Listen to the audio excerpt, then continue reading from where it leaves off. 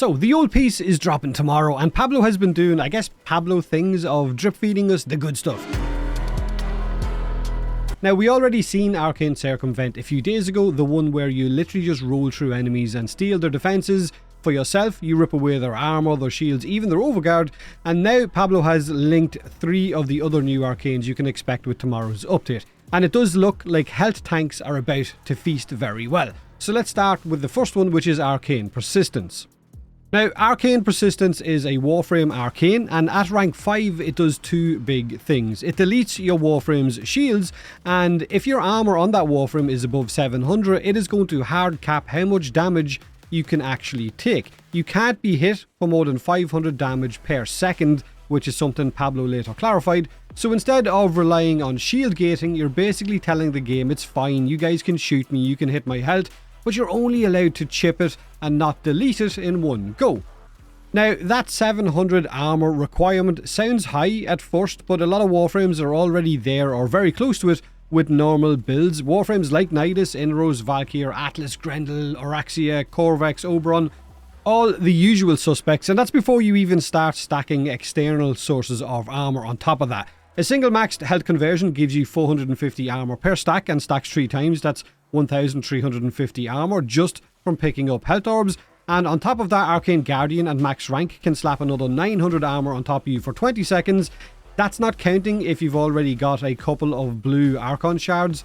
So if you've got a normal blue shard, it's 150 armor. If you've got a Tau Forged, it's 225. Even a Warframe that starts with a fairly average, I guess, base armor can blow straight past that 700 requirement with the right setup. And that's before niche arcanes like maybe Arcane Tanker, if you wanted to use that, which can give you 1200 armor. So if you're running something like Rhino, like Chroma, or even Oberon, you could call down your Archon, you could get a big chunk of bonus armor, let Guardian and health conversion do their thing, maybe sprinkle in a few blue Tau Forged shards, and suddenly your Warframe is a granite block. Of course, that is very, I guess, situational. Now, because Persistence is capping damage per second, it pairs really nicely with a health regeneration ability, or if you slap on Arcane Grace, which is a healing arcane, at maximum rank it gives you back 6% of your health per second for 9 seconds when it procs, which is perfect to bounce off Persistence.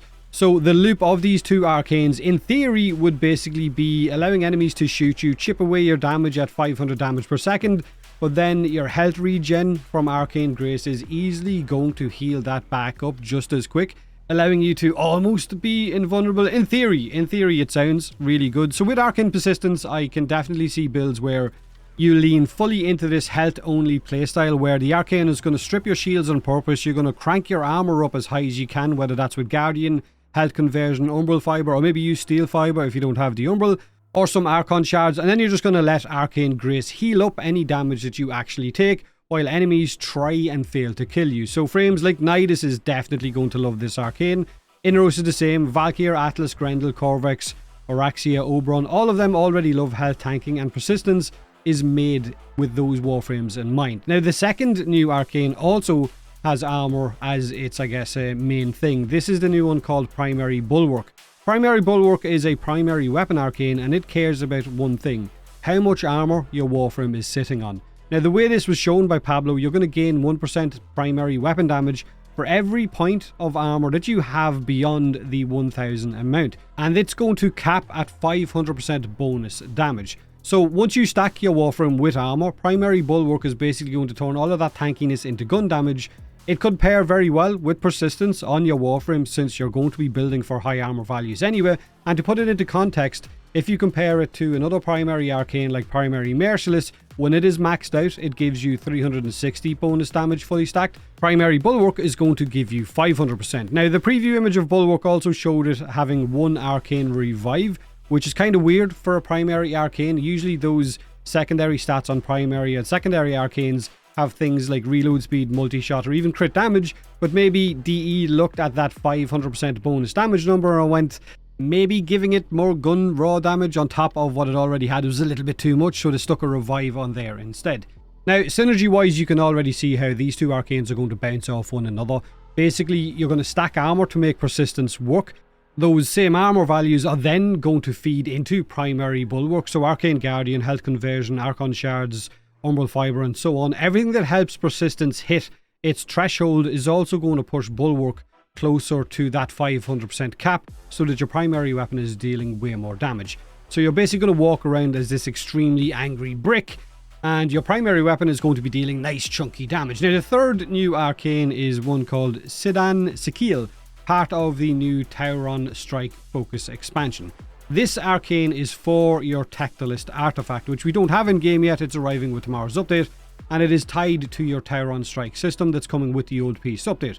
When you activate your Tauron Strike and this Arcane is equipped, you're going to gain 30 seconds of invisibility, and it also increases your Tauron Strike's charge rate by around 12%. Now 30 seconds of invisibility is quite nice. It's not a small duration, and that's basically going to turn your ultimate focus ability into this free invisibility button. Now we don't have Tauron Strike in our hands yet, so it's hard to say exactly how spammable or how quick that charge rate is going to be, having 12% bonus on top of it, but it will be a free invisibility button that will allow you to either reposition, do objectives, revive teammates, and so on. And again, if it's got a quite good charge rate, you could be using this quite often, but we won't know until we get our hands on it tomorrow.